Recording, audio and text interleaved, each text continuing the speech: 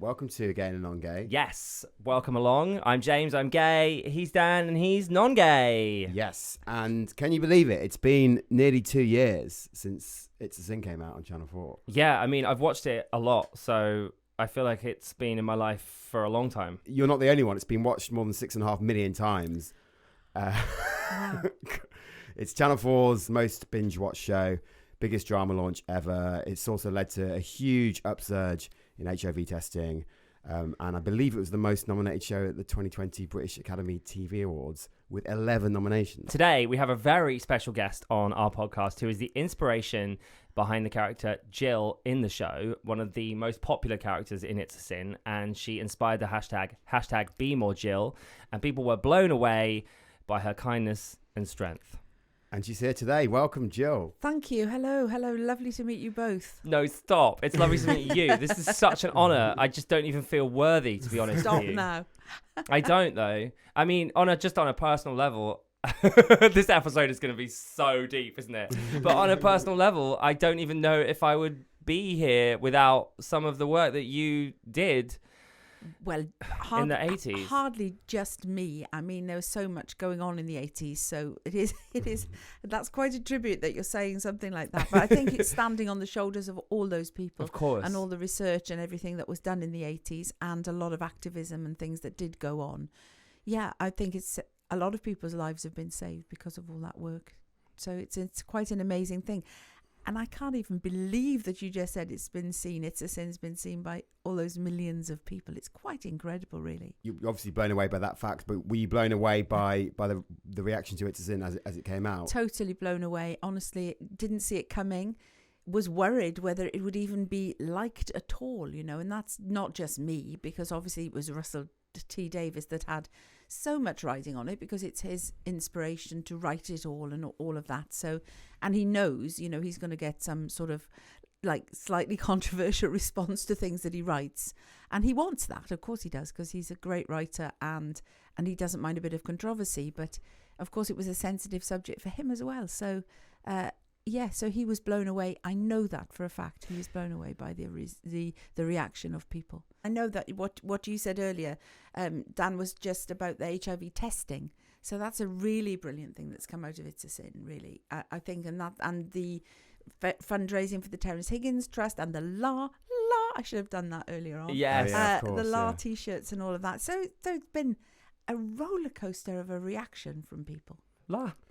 Yeah, Wow. lots of people started doing it, and that seems like a kind of, it's so fantastic. It's so a little bit weird, because we used to do it when we were kids or teenagers, not little children. But and then so all of a sudden it cottons on, and everybody's doing it, and that's so everything seemed strange, really, and amazing. And where did that come from? It came from a little thing we used to do on the youth theatres, that kind of greeting, exactly like it was in It's a Sin. It was just a camp greeting. And the more camp it got, the more we loved it. La! Exactly. Yeah, it is fantastic. Nice voice there. Thank you. It took me a while to hit that. The first attempt wasn't very good a minute ago. Yeah, I can't hit those high notes. I'll stick with yo. You need to try. Yes, Perfect. okay. Yay. Oh, that's lovely. So I've read loads about It's a Sin and how accurate it sort of was in terms of depicting what happened back then. To you personally, did it feel like 100%? Yeah, to be honest, it did. I mean, obviously it was compact. So our situation with my friends that were ill, it went on for years. So it was not, Russell wrote it and was allowed to have 5 episodes, and had tried to have 8 episodes, didn't get his 8 episodes, and then Channel 4 agreed to 5. And so it was very, immediate, and everything happened very quickly. And it was slightly further forward in time. So he set it in the early 80s. And of course, the whole experience in London and, well, everywhere. But we followed on here from New York City. It hit New York City hard before it started to appear as as in the community, in the theatre community, in all communities, the gay community, slightly later than New York City. So we were seeing what was happening there, and then getting terrified of what might happen here. So it went on for the best part of a decade. I mean, more than a decade, because we first heard it in the early 80s, and then the triple combination therapy and the actual, not a cure, but control, didn't happen until 95, 96. So it was much more. It was much more long time than it showed in It's a Sin. Really, you can't get that, can you? In a 5-episode drama, the sort of endlessness of it. And you are in It's a Sin. I am. Yay! playing Jill's mum. How surreal was that? That was so surreal, and I've lost my mum. My mum passed away, sorry. so she would have completely loved that, of course. Except it wasn't actually her, although Russell did know my mum very well. So it wasn't based on her as a real person, but it was based on a tolerant parent situation. My parents were very tolerant in life in general, very patient, and because he had Steve Toussaint was cast as my husband, and he was of colour, and so we were set up as the couple, the family, the parents that would hopefully be the parents of the future, a bit more open-minded, and that's what the director said to us at the time. So that's how we were set up, which was not exactly like my parents' situation, but my parents were very, very open-minded, particularly about my gay friends. Which is quite unique by the sounds of it from reading your book. It feels like a lot of your friends didn't have that. No, they didn't. And they didn't have, but of course, in fairness to their parents, of course, I wasn't telling my parents that I was gay or that I was HIV positive. I was just talking in a way about my friends. So in a way, I suppose you could think that was one removed. But it was very difficult. I think had I wanted to say that I was lesbian when I was a teenager, I feel I would have been able to say that to my parents, certainly to my mother. And then she would have worked it around with my father. And I think a lot of boys at that time could not say that to their parents. I think our podcast is about allyship between gays and non-gay people, queer people and not queer. And you're like one of the OG allies, really. I love that. What made you... How did you figure that out so early? Before the trend, I guess, because it is kind of a trend. It is, and I know, and I love that with that it is a trend, and I know it's great, and I know that I loved and I still do, because but I lost those boys, and I just think that it's a great friendship between straight women and gay guys. I think that's a brilliant. For me, it's a fantastic bond. It's my most life-enhancing bond, and I feel very lucky, actually. If you say it's a bit ahead of the trend, well, that's cool. I love that. I mean, I hate to say that, but Yeah, I don't mean trend as in like, oh, it's trendy. Just... No, but it's opened people's eyes, hasn't it? Yeah. In the way that it's a trend is something that's good or can be good, and this is born of good feelings, happiness, joy. What was your and love. What's the first memory of a gay person for you? Well, that's Jay, who I write about in the book.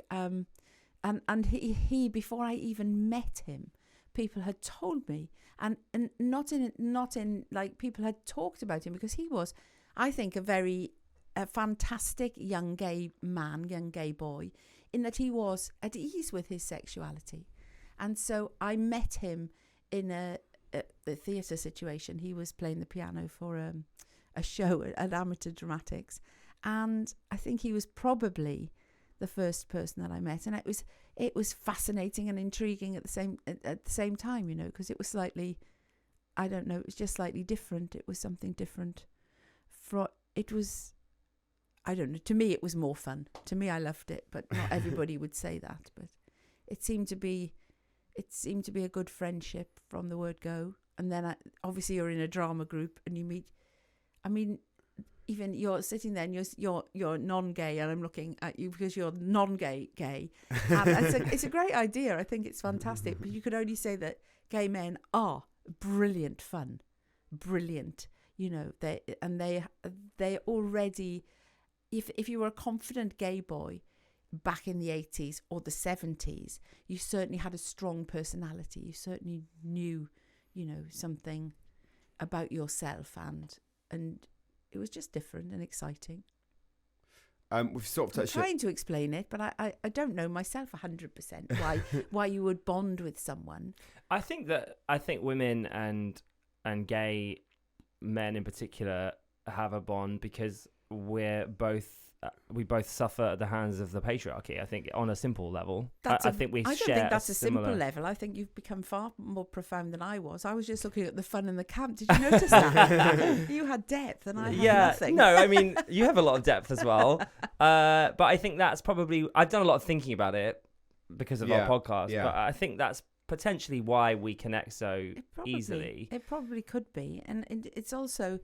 I don't know. It is just a different bond. It's not like a boyfriend. It's not like a brother. It's not like a sister. Although I do call one of my gay friends sister and have done for 30 years. But it is unique, really. It is a unique, and it's a very, for me, and I think for a lot of people, both the boys and the girls and the men and the women, it's a very strong relationship.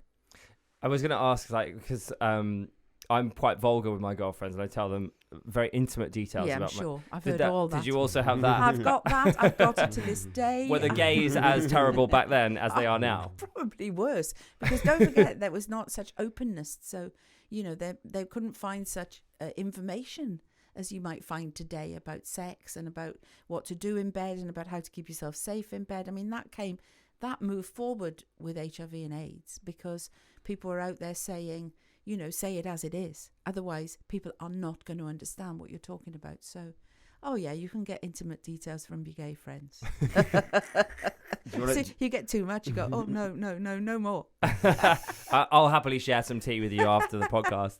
What's the latest? What do you mean? I'm recently single, so I've been a nightmare. So I will tell you one thing that I'm amazed by, and we should talk about PrEP and things like that as we get into the podcast, but... I think I probably slept with about 20 different guys across 3 continents, and all my tests came back negative, which I think is incredible. I think that's fantastic. Yeah. Brilliant. But it did feel like I'd won the lottery. But you are as well taking precautions nowadays. So, and people, trust me, people slept with that many people in the 80s as well, and still some tests came out negative. It's a virus. If you miss it, you're lucky. It's just lucky. Yeah. And that's all it is. Obviously, if you're having hundreds of partners, then the risk is more. If more people are coughing in your face, your risk is more of getting COVID, isn't it? So if you are putting yourself in that position, it's going to be more chance of getting it, but you can still not get it. Yeah. Or you can sleep with one and get it. Absolutely. And that's the thing. That's the lottery, the Russian roulette behind it. We've sort of touched on it a bit, but you brought this book out, Love from the Pink Palace, and I read it in waves because I found it incredibly moving. It must have been very difficult for you to write. It did get through waves of being difficult because I knew I had to gear myself up to go through a whole, like the moments when my friends passed away, because I knew that I'd have to write about that, because the publishers would not let me not write about that, obviously, because they asked me to write a book about AIDS in the 80s, and I say AIDS because that's what we called it at that time. There was nobody who would be HIV positive and stay HIV positive. They would always at that time, at some point, as far as we were concerned, develop into full-blown AIDS. So now you would just say HIV positive. You wouldn't say somebody has AIDS. You just say they're HIV positive. But then in the 80s, we would say someone has AIDS. So I knew that I would have to write about the sadness of it. Otherwise, what's the point of me writing a book about it? So that was the hard thing. That was the sad things for me. But I also did have a laugh as well, thinking back on a few things and thinking, I haven't thought about that for a long time. And that was nice. And what is absolutely fantastic is that I get a little bit emotional about that, because people aren't just saying my friends' names that I haven't heard for outside of our own little circle. That would never happen. That would never have happened. And yesterday somebody said to me, I was reading about Juan when I was on a flight flying home, and I thought, God, that's amazing, because he would be like, yeah, come on, read about me. Yeah. So that, I think they would be so pleased about that, because let's face it, they were all in the theatre. They all like to be seen and noticed, and it's noticed in a way they would never have imagined. But I hope it's good. It's always interesting reading or watching things set in the 80s, because I'm just waiting for people to die. Do you know what I mean? Don't even go there. Oh. So you read the book and you hear about all these amazing blokes, and I just think, oh God, are any of them going to make the end of the book? And I guess none of them did. Well, Well, some did, of course. Everybody didn't die, obviously, because some people just lived long enough to get treatment. Some people remained negative, but my 3 closest friends didn't. Yeah. They didn't survive. But it's funny you said that, because when we went to the very first reading of It's a Sin, and Russell Davies, obviously it's a television series, so you've got to have respect to the memories, respect to the people concerned, respect to the actors, and respect to the fact that Russell Davies said no spoilers. And he said you must not say who lives or who dies regarding the TV series, because that is all there is. Who is going to get it and who isn't. And that's the lottery of it. And that's why it so surprised people when the character of Colin, people didn't expect that. And so that was, like you said, I kept waiting to see who was going to die. Does everyone die of AIDS? I read your stuff. It says no one survives. Oh, mommy, make them do something. I don't want to die. Did you feel like you faced discrimination as well because you were being an ally to these people? I felt like people suddenly made you'd occasionally get, I mean, people don't say much to your face unless they're being really aggressive. But I felt like sometimes people would make sort of snide comments, like you were trying to fundraise. We were always trying to fundraise in the theatre, and people would say, does it always have to be for AIDS, or does it always have to be? And we used to say, the group of us that were doing West End Cares, which was our charity at the time, well, it doesn't have to be, of course not, but you can do something and we'll support you, but this is what we're doing. So one way or the other. And I think people would say, maybe not share a cup or a glass, or, I never personally experienced anybody saying I can't go near you because you've been near an AIDS patient. But I know that my friends had people who were too scared to visit in a hospital, didn't want to go there in case they caught it and took it back to their children. People were very protective of children, obviously. So you'd get a sort of feeling of people were wary, but certainly not most people in the theatre. Another thing that I find quite upsetting, there's a lot to be upset about. I saw the AIDS quilt recently. I'd never seen that before. Oh, really? Gosh. And I'd seen it just after my breakup, so I think I was emotional anyway about love, and I was just so in awe of the amount of love that had been stitched quilts, into those quilts. Extraordinary. And we did a walk for life, and that quilt was started in the States, and it was laid across Hyde Park. It was filling a huge area of Hyde Park where we finished the walk for life. Just an incredible, what you say, stitched into it by partners and families who were open and caring, and brothers and sisters and friends. Yeah, it's marvellous. Did you get to write on a quilt for your friends? I have a square for Juan, which I try to do, and I'm no good. It started to look very scratchy, and I sort of designed his name like that. I was going to put Juan Pablo Almitano in sequins, in jewels, and I started sewing the jewels, and I thought, no, I can't keep up with the sequins. So eventually it was just like colours and so I did do a square for him.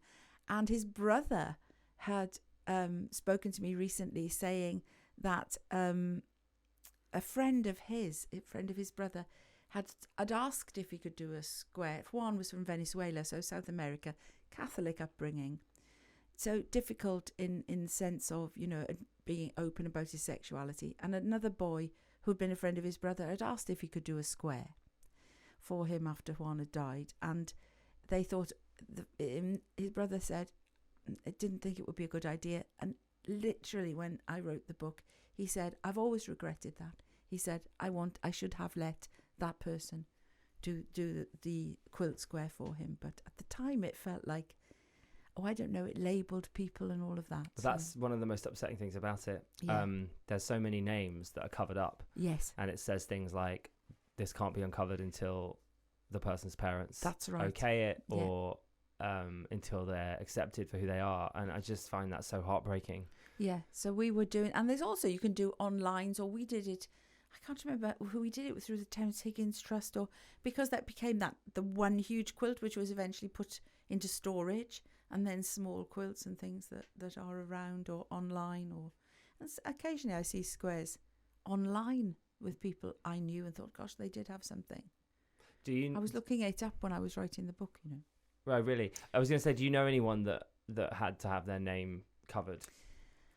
Well, I know somebody whose name shouldn't be there, but is. I don't know who put the square there, but it was a secret at the time. And I saw his name and I thought, should I write about this person, mention his name? And then somebody else said, I don't think his parents knew. I thought, well, I've seen this little square online and clearly it's him, but I better not, you know. So even now, I mean, that's now. And I was still questioning whether to use someone's name and eventually I used a pretend name for that person. Because I felt like, I don't want to upset anyone, you know, because I feel there was another boy, I'm talking about random stories here, but there was another boy whose name, his parents are alive and they still don't know, and his parents are very, very elderly, and I was asked not to use his name, which I didn't, of course. I didn't want to, because there's now plenty of people who will say, yes, you can use their name and we feel proud, and you don't. I didn't set out to write something to upset someone, because my belief in my heart is that the boys themselves didn't want to upset their parents at the time, so it's not something for me to do, you know. It's just so upsetting, because I think as a younger person, not young but like yeah, all right. I'm like you said earlier, like I'm standing on the shoulders of the people that we lost, and those people, to me, they're heroes, they're brave, they faced that. So it makes me really sad that they can't be celebrated for not celebrated. Yes. What's the word? I totally know what you mean. Well, in a way, celebrated, because, you know, we are celebrating their lives when we're allowed to say, and from my friend's point of view, their families have come out in force behind them now, all these years later. Yeah. Whereas it was terrifying. You know, we were hiding everything and trying to pretend. I mean, Dursley was wearing layers of jumpers so that he wouldn't look so thin. He would put a jacket and a jumper and a scarf and a hat, and you think, you still don't look well, you know. You can't really hide it, but so desperate, I think, were his family not to recognise it. And I'm talking about his parents when I say this, that they turned a blind eye, because I think somewhere in their heart, in his mum's heart, she must have known, but she just didn't want to face it. Oh, there were so many emotions and so many complicated permutations and relationships and everything, because relationships aren't easy when everything's going well. You still have to think about it. But when things are on that sort of knife edge that we were on, then, you know, you try and do everything you can, really, to keep the secret. And people were keeping secrets from you as well, including, you know, some of your friends. All of that was going on. I mean, Derek, for instance, was literally years I thought that he had cancer. And years I would talk to my mum and say, Derek's so brave, he's had cancer, and look at him and look what he does. And all the time, you know, there was underlying secrecy and everything going on everywhere. And you couldn't say it in work, and in the theatre you'd be scared you wouldn't get a job, and what if they find out you're HIV positive and you're on a film, and then you won't get insured, and then you won't get a mortgage, you can't get a house, you can't get, you know, everything was linked to it. So I totally understood why people didn't want to say anything. Even then, though, you didn't think to sort of ask, or did you just respect what you've been told? Do you mean from with Derek? Yeah. I didn't think. I didn't think he was lying to me. I thought he'd been very brave with cancer. And so he told me he had cancer, and he wasn't. He was a very intelligent boy, and the story was 100% believable. It was 100%. One of his best performances. And I'm going, oh, how is it going? And he'd go, oh, they've given me an all clear, and this went on quite a number of years. You know, I was thinking, God, Derek's incredible because he's had cancer. He's always so positive and upbeat about it. And actually, all the time, he was HIV positive. He was one of the first people in this country to take AZT, and he took it, and it arrived at his house this is what his partner told me after Derek had passed away, because I didn't know this. It arrived as in test tubes in his house to his property, so he could drink it. Wow. Taste it like that, and do the trial. And he went, and he and his partner were on the trial, and they that one was they didn't know it was a double blind, so somebody was having a placebo, and Derek was going, "It's making me ill," to his partner, not to me. Can't take it any longer. And all the time it was the placebo. So it was in here, in his head, I don't want to take this, the fear of it, everything. And he never told me. He told me he was HIV positive, because that was the when I went to see him in the hospital. But he never told me honestly how long he'd been HIV positive.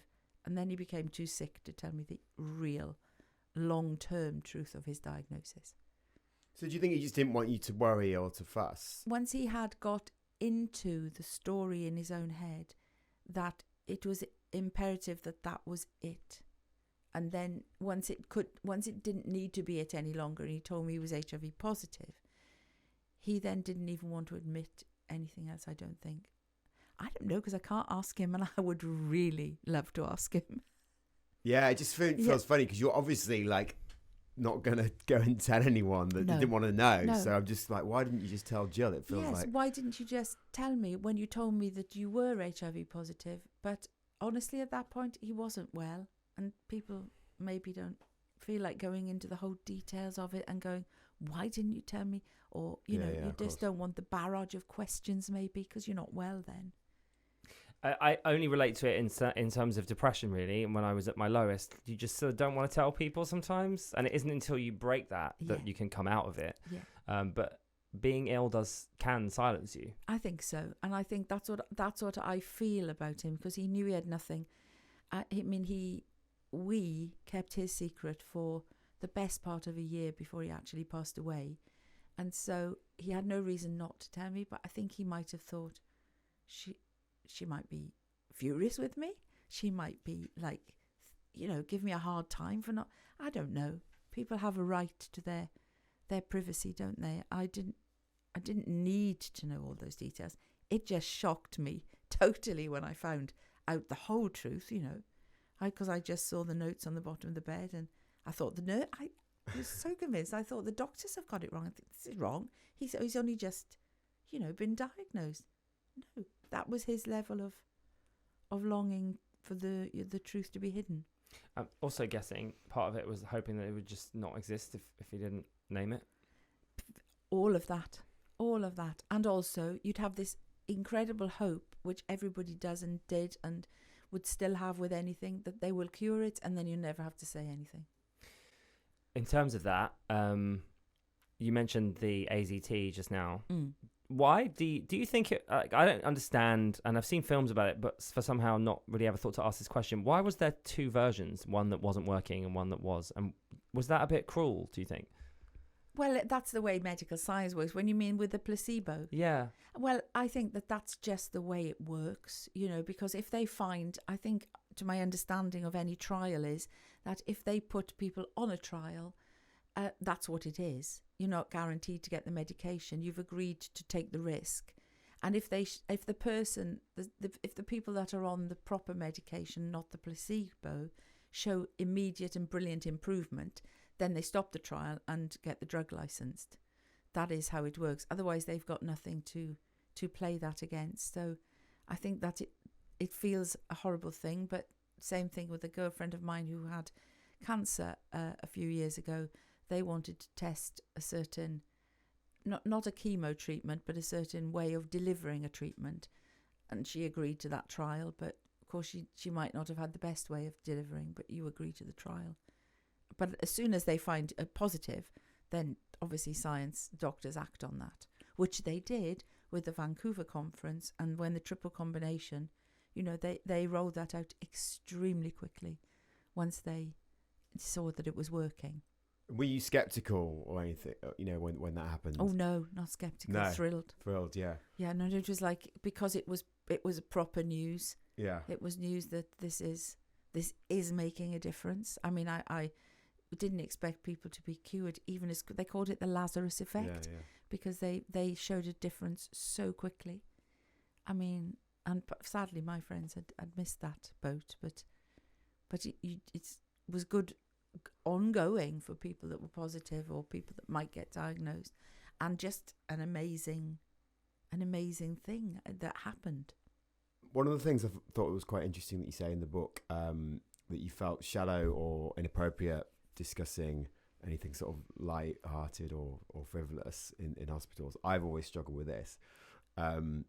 What do you talk about to people that are ill or dying? Yeah, I know, and it is a funny thing, isn't it? Because we kind of you want to talk about it, but they don't want to talk about it. Of course they just want to not. have a nice day, Yeah. a nicer day as possible. And I think we learned that. You know, we went with the flow eventually as to what they were feeling might make a nicer day, or you know, they still want to talk about whether the show was good, or you know, whether the I don't know, whether somebody's sleeping with someone who's you know, they still want the gossip. They still want to know, because in their head they still have hope. I think that's what it is, and certainly a spirit to fight. So they don't want to know all the ins and outs of you know. But you feel it, don't you? If you're visiting someone in hospital, you feel the gravitas of what you're doing, and therefore all the stuff seems a bit silly, really. Yeah, I guess that's sort of what I'm getting at. Like, but I think you have to quickly keep switching your head to think, okay, what can we say here to make it a nice day, to do something nice, or yeah, you know. I guess I end up better. saying something and I'm like, oh God, that was boring. Like, do you know what I mean? Oh, the bus was late. Like, yeah. It takes the trivia of life, because of the enormity of being faced with life and death. It takes the trivia out the window, doesn't it? You know, you start thinking that things are irrelevant, but really they're not. They're part of the fabric of living, and so you want to. I don't know. I'm questioning myself now. So. You mentioned seeing an image of a young girl fading away that was handcuffed to a police officer. Yes. In your memoir. Could you tell us about that?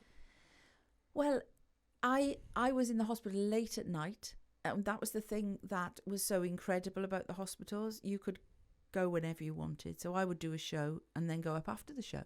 And then I would sit in the hospital perhaps until like 1 o'clock or something in the morning. And it's a very quiet place. I don't know if you've ever been in a hospital. Like, it is a very quiet, sort of peaceful vibe, or just, you know, low lighting, and there's activity, of course there is.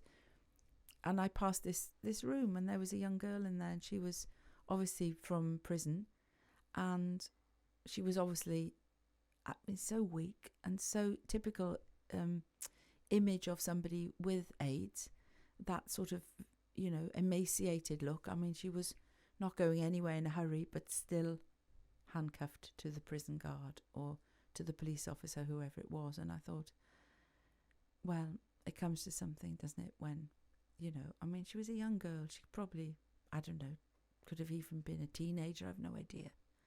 But it was just it stuck in my mind always. This is where we've come. This is what we've come to, really. You know, an AIDS victim is. Does that happen in hospital wards? I don't know. Is that a normal thing? I'd never seen it before, so it shocked me. I don't know. It's weirdly harrowing in a few ways, but it's the opposite of what we're told about that situation where people were locked in rooms on their own. You know, yes. Whereas this person's handcuffed to a police officer. Yes, exactly. But we're talking at that point. We're talking in the early 90s. So you've gone from the time of the early 80s when everyone was so terrified. So of post Princess Diana. Post Princess Diana, which is a nice way of me looking at it. Was going to the Middlesex Hospital and doing what she did so beautifully. You know, post all of that, and I mean, it's a depressing thing, I would have thought, for the officer to have to sit there and be part of that. But again, no family, no visitors, nothing else, just the prison guard, which was... Do you, how have you dealt with your own trauma of this time? Have you thought about that? Well, I thought about it, and I think about it more now, really, when people are asking me that quite a bit. Because I think we were all sort of in it at the same time. I was more concerned with dealing with the grief of losing people than thinking about the trauma. I didn't think of the trauma of what everybody was going through as a sort of group of people facing what we were facing. That was kind of something I think was important to get on with, and you had the camaraderie of your sort of close-knit community. But dealing with grief is the same as dealing with grief for anybody, but it comes a lot because you one person and then another person, so you have to try to, I don't know, I had some advice in the hospital from people. There were counsellors. I was recommended somebody to speak to, so people gave me a bit of guidance on how to cope with grief, and to deal with that and the aftermath of with families and things when somebody had died of AIDS. So I did have some help, but I don't really know, because now I look back and think, how did I? Yeah. I have no idea. I guess just friendship and love and care, and my own family, of course, who were absolutely lovely. I guess in a crisis, it's just like an extended crisis, essentially, isn't it? Yes, that's exactly. You just go into autopilot. But I look at people now, and how do they deal? I think, how do you deal with, I look outside and look at people dealing with COVID and think, God, how do they deal with that? Saying goodbye to their mum or dad through a window. That's horrible. And I feel for that. And I think, gosh, how do they deal with that? And then you go back and you just get on with it. And then now I think people that dealt with that at the time are feeling it now, maybe after COVID is not over, but in a different place. So people have had to deal with all of that. And how did the health service deal with it? And how did the doctors deal with that? On and on, It's partly why I asked that question, just because I think collectively we've all had to deal with this big traumatic crisis that no one's really thinking about anymore. We're just pretending it didn't happen. Yeah. And I wondered if there was some echoes of that. Well, I definitely think so, because I hear that, that a lot of junior doctors, there's quite a high level of depression and anxiety post-COVID amongst the health service. I don't know if that's true. I just hear that hearsay kind of thing. And I think people are, they've gone through an enormous trauma. And then somebody else said to me, you have adrenaline when you're going through it. You go through it, you've got to come down the other side. There's no other way to do that. And pick yourself up again the other side of it. And that's why I think it takes a long time to get over grief. Years. It never leaves you anyway. And anyone would say the same thing. But it becomes part of who you are. Very profound conversation. Sorry. Should be fun. We can talk about sucking dick later if you want. That's hysterical. You can fill Jill in on your trip to Bergheim. Good. Oh my God. Yeah, I did have a wild time. Did you? Yeah, there was a guy that... Do you want to know about this? I'm just checking, asking I'm for consent. interested. I mean, you can give me consent. I don't know. I'm not going to be able to compete with the stories. I know that much. Well, I decided... Well, a guy was going to piss on me, basically. Oh, but no, you see? Yeah, I thought I'd give it a go because I'd not done it. You might have known what that would be like, though. Well... Actually, I'm lying. I had done it. Ah. A guy had done it to me when I was about 18 at Brighton Pride, and I was very traumatized by that. And I thought I'd give it another go. But unfortunately, he ran out just as he got to me because there was a row of guys. So he was just peeing on everybody. Yeah, and then when he got to me, he'd run out of wee. He'd run out, yeah. He got to carry a little wee bag. Yeah. Like a little supply ready to go. Yeah, it was a bit sad, actually. It was a bit disappointing. But always next time. Thank you. Yeah. Right, should we go back to the interview? I guess just on that, do you think if this epidemic happened, I mean, it's still happening in certain countries, obviously, but if this happened again today in America and the UK, do you think things would be different? Well, I definitely think it would be easier to be open. There's no doubt about that. I still think, though, that people, for instance, it is a sexually transmitted disease. One of the ways you can get it. There are obviously other ways you can get it. And people are always have something in their minds about things that are sexually transmitted. So there's always going to be a little bit of possibly embarrassment, or for some people, I know some people, that's fine, but there are going to be those people who feel a bit awkward, who feel a bit judged, who have a bit of guilt, or because there's one thing in the world, isn't there, that you can go back right through history into diseases that are sexually transmitted, and there's always a little bit of something. So I guess it would have that. I guess it would have much more honesty from people's sexuality, but it's still a thing to come out. It's still, you have to make that decide to come out to your parents or to your friends or whoever that's going to be. So there's still issues. I think it would be easier, but I still think there are people who still find it hard. Even today, there is definitely a stigma. I went on a march last Saturday with the Terence Higgins Trust and the Sussex Beacon marching for take the stigma out of HIV. Because until the stigma goes, then it's going to have a problem with people being honest about it. So you would definitely have that. But it's to take the stigma out of all sexually transmitted diseases and infections. That is quite hard because people have a judgment in their own minds of themselves or their friends, or So I guess that you'd have to fight that as well. I think because gonorrhea and syphilis, that's chlamyds, and all that. The clam. Exactly. So you don't want to. A lot of people don't want to go, "Hi, I'm Jill. I've got gonorrhea." So. Should we cut that out and edit that and put that out? Well, don't put it in like I have it. Great clickbait. But I mean, but I guess people don't want to. That's a normal thing, isn't it? People don't want to. I have no shame. I've tried to get rid of as much shame as possible, and I think I'm pretty not proud of it, but like I will tell people. Yeah. I'm.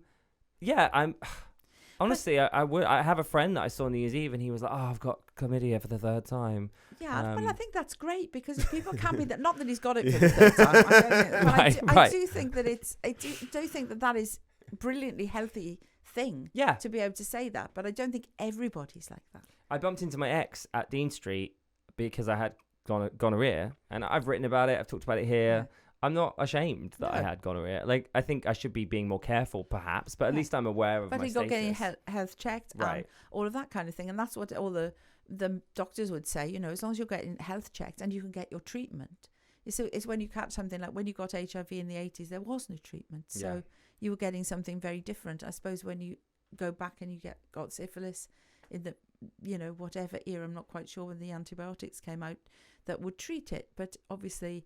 Or but there's definitely still a stigma about HIV, 100%. Definitely. Because that one is still incurable, so it's different. Yes, it is. And there's a definite stigma surrounding it. Yeah, because you're going to pass it on. You can't pass it on if you're on treatment and you're undetectable.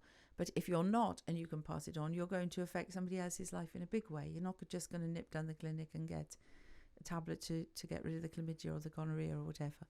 It's going to affect someone's regime. You should do that, by the way. You should go down the clinic and get some treatment for that gonorrhea that you've got.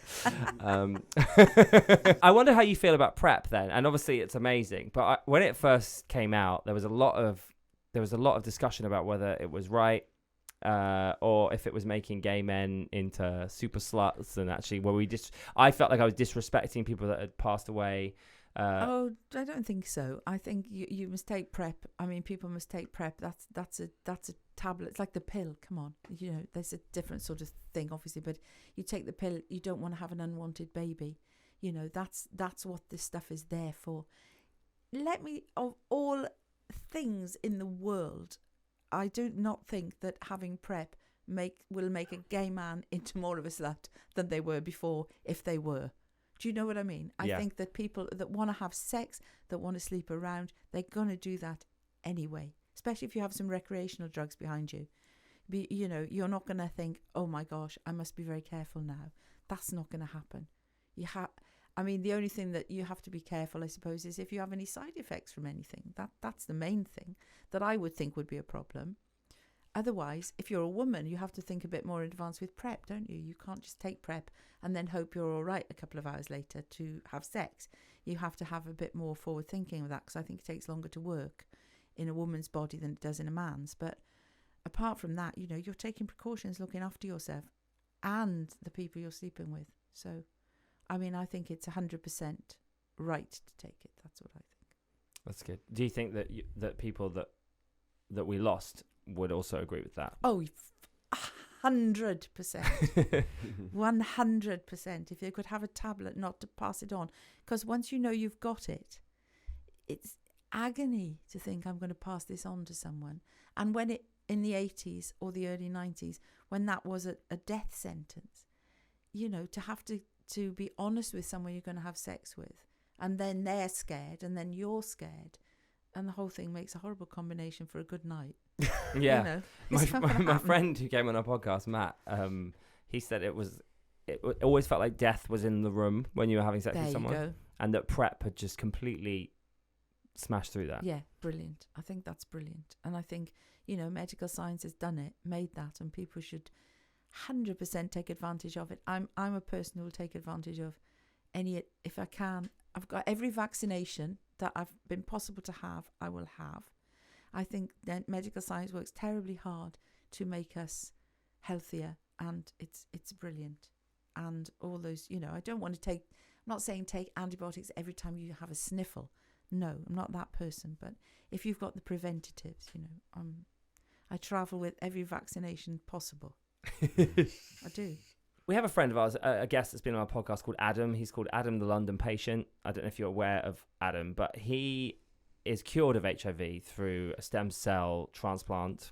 Talk us through the science, James. Yeah, I won't try and talk you through the science. Talk us through the science.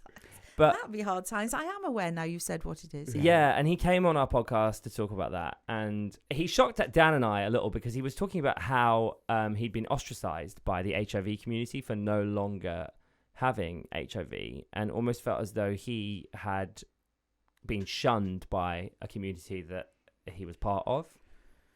Have you experienced that? No way. I've not experienced that. And I cannot imagine anybody that I know who would shun someone who had the joy of having something that would get rid of that virus from his body.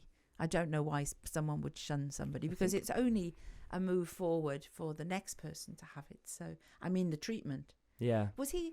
There was somebody who'd had that because they were a leukemia patient. It's him, yeah. That's him, and that's okay. Well, hello. I mean, it's hard. Also being a leukemia patient, I mean, that's tough.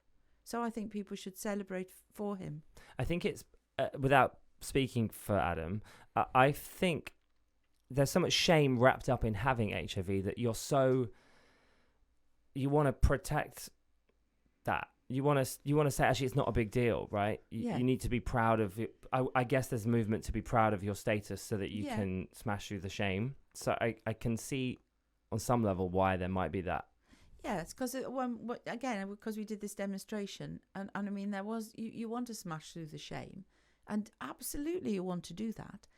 But you also want to allow people to rid themselves of the virus if that's a medical science possibility, you know, because it's at the end of the day, you are taking a tablet every day. You are, you know, having to go and have a medical checkup and all of that kind of thing. So I think it's a movement from him to be able to be free, because who knows if that's going to last, if that is 100%, that virus might be lurking somewhere. You never know that, because obviously these are initial stages from someone who's had a bone marrow transplant for leukemia. Wow. I mean, he's served his time in hospital between leukemia and HIV. So he's, you know, an experiment. He's allowing himself, as our lovely friends did, to try something. Yeah. Funnily enough, he said when he had cancer, everybody was really supportive of him, but not when he had HIV. Oh, really? Yeah. Gosh. Because I guess there's no stigma around There's no cancer. stigma around cancer, no. But I think people who, again, have cancer, and that could happen to any one of us any day, you never know. Still, people like don't want to be seen with no hair, or, you know, don't want to look thin and ill, or, you know, people still have their issues regarding appearance, or, you know. But I wonder whether that is partly because people don't want to then have a conversation about it not necessarily Possibly. because of stigma, more because like, oh God, I don't need to have the same conversation 20 times a day about how I've got cancer. And that's exactly you must.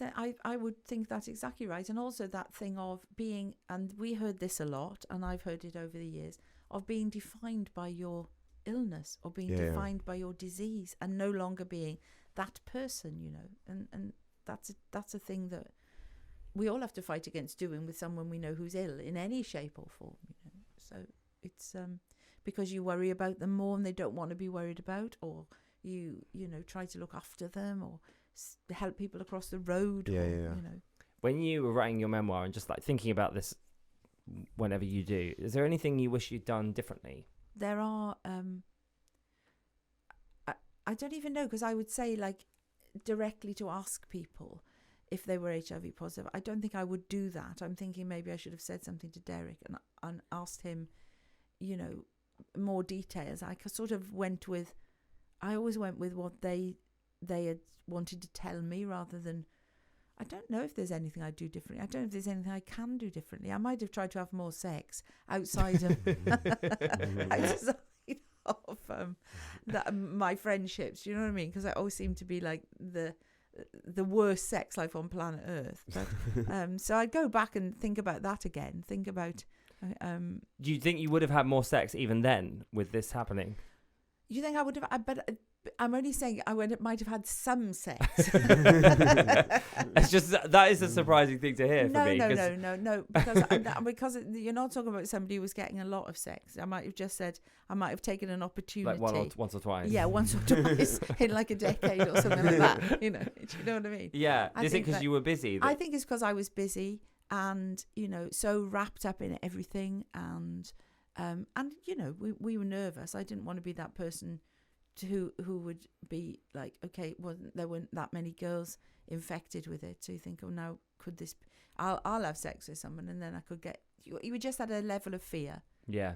But yeah, that when you look back and you think, okay, maybe you should just not be so worried all the time about something like that for yourself. Well, hopefully you can get some sex now. Some sex. Yeah. Maybe. We're recording in Soho. There's got to There's got to be someone out there. Have you noticed any similarities between what you went through and how you saw gay men being treated in the 80s and what we're seeing today with trans people? Well, definitely stigma. Definitely. I mean, you know, it's obviously it's another group, it's another minority, and even though that gay men are that's a minority group, but it's a huge force. There's a lot of gay people. The trans community is smaller, and so they're now being stigmatized, and they're even stigmatized, I think, by.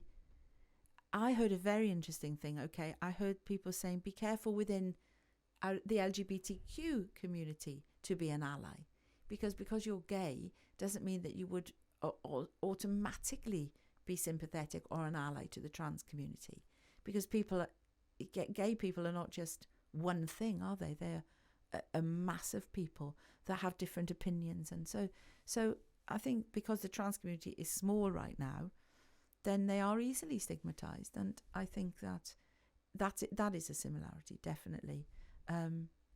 But there's a great force behind trying to take stigma away and trying to I think right now in the last few years is the strongest force for equality that I've known in my life. There's talk about it all the time, diversity, you know, multicultural, multi-sexuality, you know, everything, trying to give a level platform to people. All you want is fair play, right? All you want is equality. All everybody wants is the same chance as the person next to them. And then if they don't succeed, it's not because of something they are. And I think that's, you know, I don't know, it might be a pipe dream that, but I think we should strive for that. Because why, I have said this before, why would we make people's lives harder? Life is hard anyway. Just going from day to day, there are hardships. People get all sorts of things. Why would you make someone's life harder because they feel they're in the wrong body and they trans to male or female? You know, that's them. So I went on a bit then. No, didn't no, I? okay. I went on a bit, but I think the similarity is the stigma. Yes. I can tell that you, as a person, are someone that feels a lot. I mean, that goes without saying, just from the work that you've done. But even just answering questions today, like I can see the emotion that you're carrying. So I think I'm very thankful that you've found the strength to sort of well, I do speak feel to like us that. today. I do feel like about, let's for goodness sake, and at least in our lives, at least in your life, just try and make life good for people when at the basic level, at a basic, simple level of just equality of who we are. What's the one thing you want for the next 10, 20 years? That we move forward, that we continue to get rid of the stigma, that the Terence Higgins Trust ideal, of ridding this country of new diagnosis of HIV by the end of the decade. That's a great challenge, and that's possible if people are testing. So get tested.